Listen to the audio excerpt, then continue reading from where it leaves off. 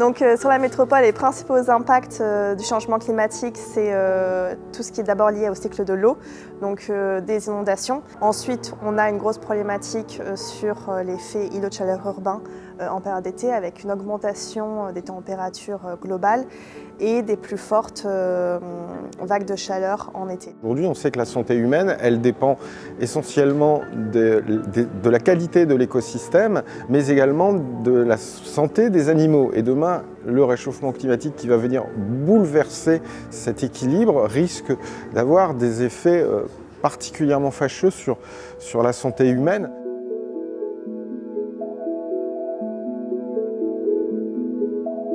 Alors, la stratégie d'adaptation de la MEL, elle fait partie du plan climat métropolitain qu'on a voté en octobre 2013.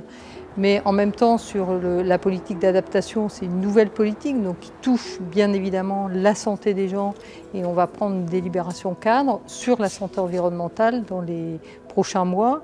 C'est qu'effectivement, il faut absolument qu'on travaille en transversalité sur l'ensemble des politiques de la métropole, que ce soit sur le problème de l'aménagement, que ce soit sur le problème du cycle de l'eau, que ce soit sur l'ensemble des problématiques qui concourent à ce que le territoire soit effectivement un territoire résilient. En même temps qu'on avance sur une stratégie, on essaye d'avancer aussi sur des premières actions qu'on sait déjà être utiles. La nature en ville, parce que c'est un levier principal de résilience des villes face au changement climatique.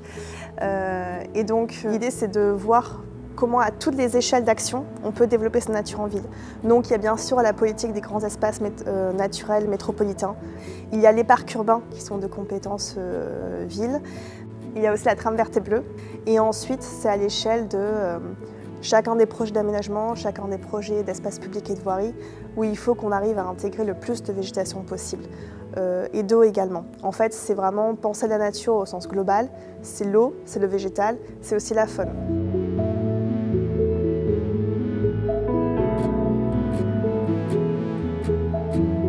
La ville de Lille a son plan climat, son agenda 21. Aujourd'hui, on dit l'agenda des solutions, puisque ça porte ce nom-là. C'est aussi une combinaison d'actions justement que nous portons ensemble. C'est une politique publique qu'on porte ensemble avec les acteurs associatifs, les experts de l'environnement qui sont autour de nous et qui peuvent être aussi des citoyens aujourd'hui. Depuis quelques temps, on a de plus en plus de propositions qui nous viennent directement d'actions, qui nous viennent directement des habitants. Or, par exemple, il y a un coin là au coin de ma rue, un délaissé. Moi, je voudrais bien le cultiver. Qu'est-ce que vous m'autorisez à faire? Voilà. Et aujourd'hui, on a la possibilité d'autoriser les gens à cultiver leur délaissé. Alors selon une charte, etc. Mais ça s'appelle le permis de végétaliser. Donc Naturalis, c'est une plateforme, c'est un dispositif où les gens peuvent nous rejoindre et où on construit ensemble les moyens de s'adapter. Voilà. Aujourd'hui, cette thématique du réchauffement climatique, nous l'intégrons essentiellement dans nos études que nous menons autour de l'urbanisme et la santé, puisque nous essayons de porter cette thématique pour un urbanisme favorable à la santé et la thématique du réchauffement climatique fait partie de nos réflexions.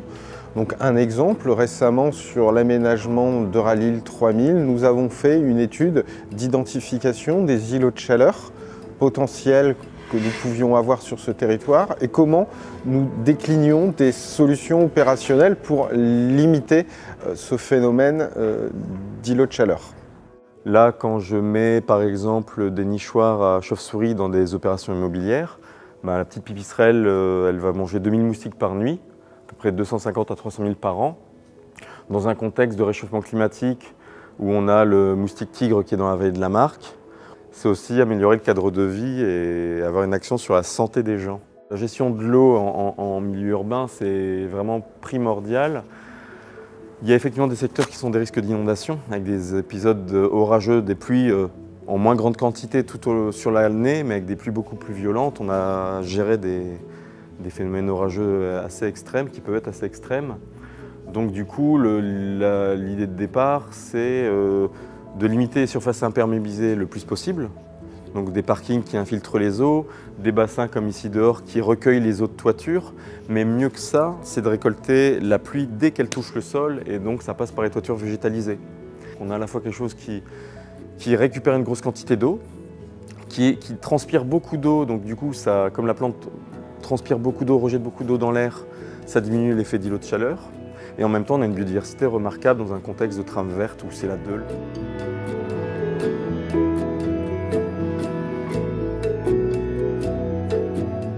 Si dès maintenant on arrive à faire des mesures sans regret avec des villes durables, des villes de demain qui sont plus vertes, qui sont perméables à l'eau, qui laissent la place donc, au végétal et qui donnent de la place pour le bien-être aux populations, j'ai envie de dire, les bénéfices seront déjà là et on aura fait une ville plus belle dans tous les cas.